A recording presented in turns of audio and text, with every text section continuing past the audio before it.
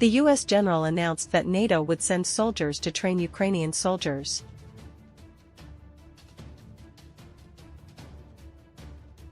The Hungarian Prime Minister said Mr. Fico was standing between life and death after being attacked.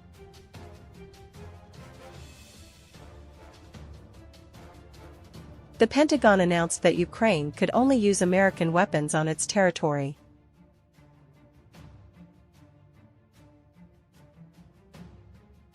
Experts fear that the EU and China may move towards a trade war.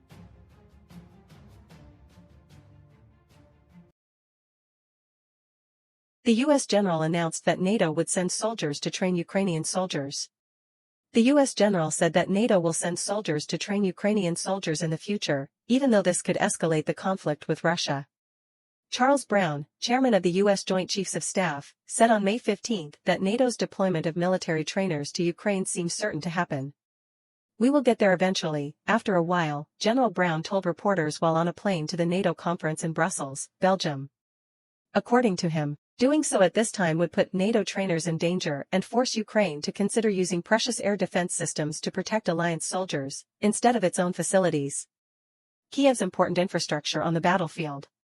Under the NATO Charter, Washington is obligated to provide defensive support in case the bloc's military trainers are attacked in Ukraine, which could draw the U.S. into direct conflict with Russia.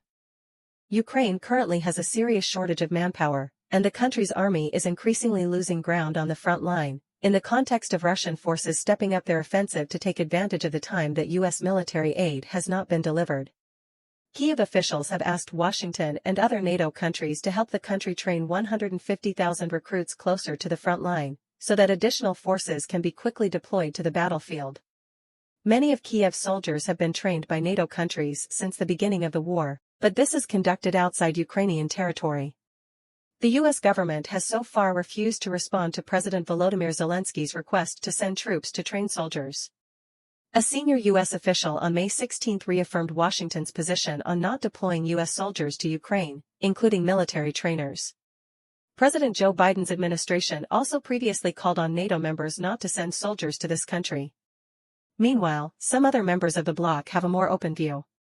Maidis Roll, Estonia's national security advisor, said on May 13 that the country does not rule out the possibility of sending troops to western Ukraine to take on roles in the rear, helping Ukraine free up manpower and possibly send more troops to the front line.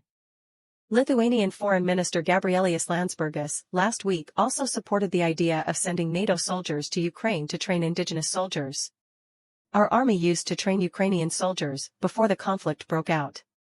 Returning to this tradition is completely feasible," he said.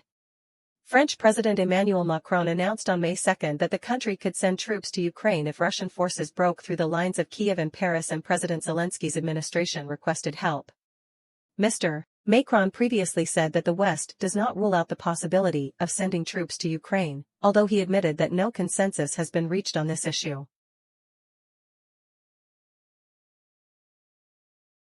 The Hungarian Prime Minister said Mr. Fico was standing between life and death after being attacked. Mr. Robert Fico was between the line of life and death. "We pray for him and support Slovakia," the Hungarian Prime Minister said on a local radio channel on May 17.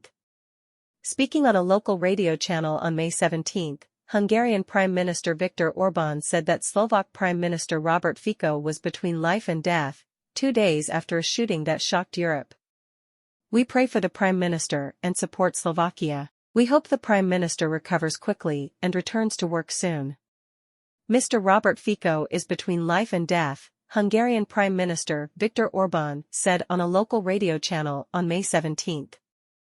According to Mr. Orbán, even after recovering, Slovak Prime Minister Robert Fico will still not be able to return to work for many months to come, and this is also an important time before the European Parliament elections from September 1.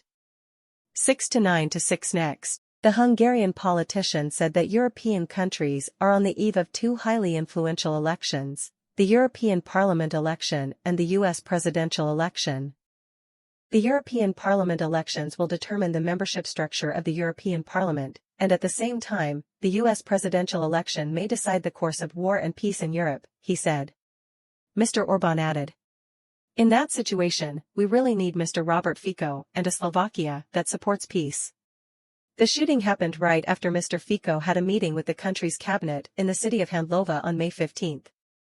TV station TA3 reported that the suspect fired 4 shots and Prime Minister Fico was hit in the abdomen. The suspect was later identified as Uri Sinchala, 71 years old, a former security guard at a shopping center, writer and author of 3 books of poetry. The Pentagon announced that Ukraine could only use American weapons on its territory. The Pentagon announced that it has not changed its position on Ukraine's use of weapons provided by the U.S. in its military assistance package.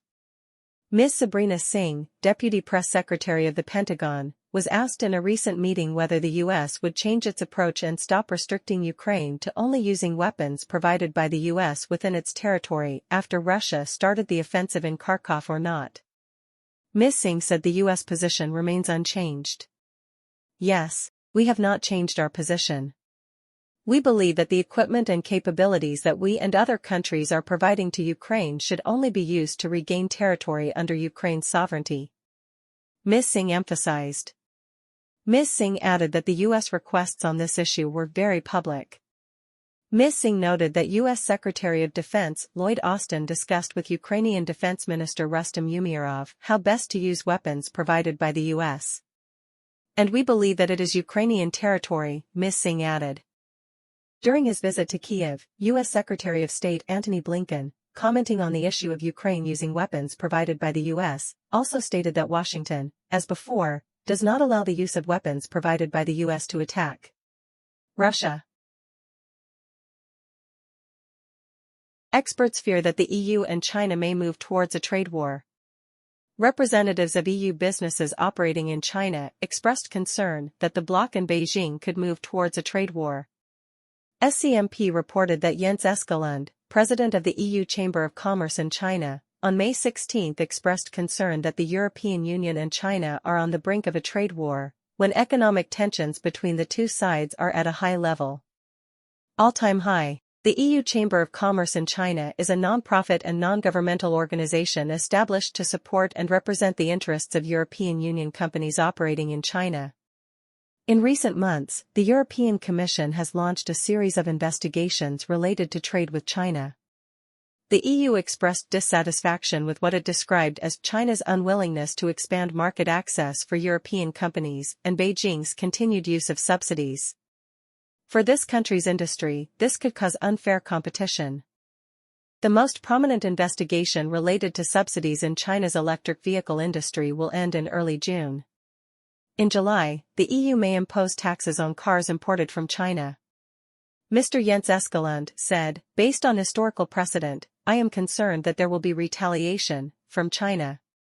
Trade wars occur when one side retaliates against the other side's policies by increasing import tariffs or restricting the other side's market access.